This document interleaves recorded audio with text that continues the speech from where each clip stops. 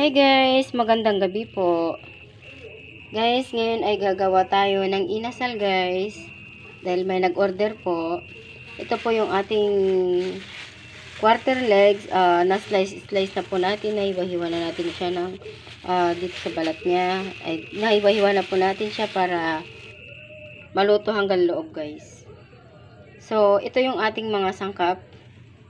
Ito yung ating lemon, kalamansi. Meron din tayong tanglad, asukal. Meron tayong luya, bawang, at seasoning. Ito lang lahat guys. Okay guys, ngayon mag-start po tayong maglagay ng ingredients guys.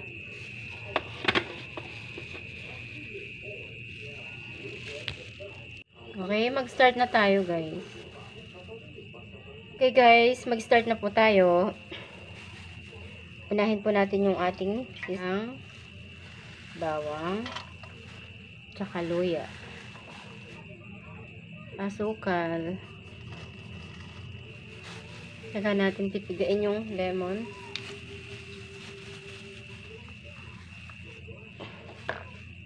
Yung ating kalamansi.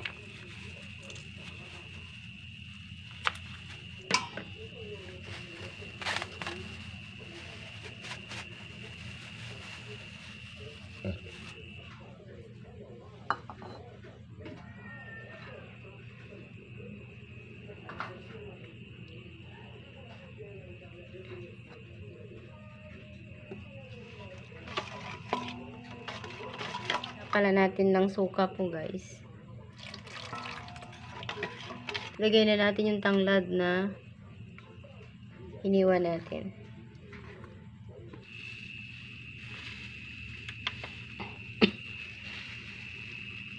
Okay guys. Lagyan din natin siya ng mantika guys.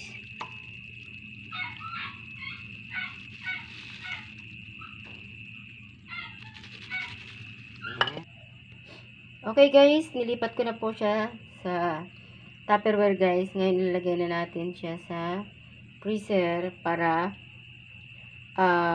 mababad ng gusto.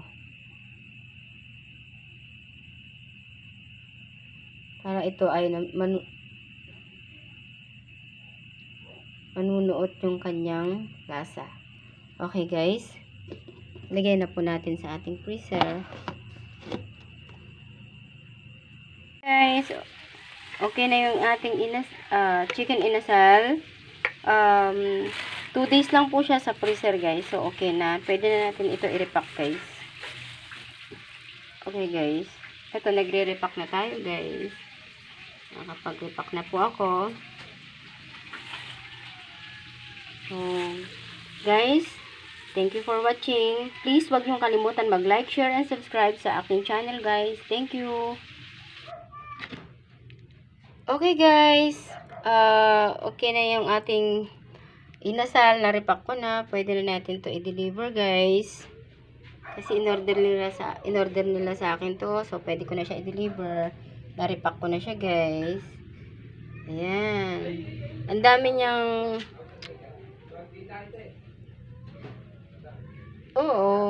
kailangan pagtiyagaan mo nga lang to anuhin. Marami kasi siyang maraming cheche to. Pero kailangan mo pagtiyagaan para kumita ka guys.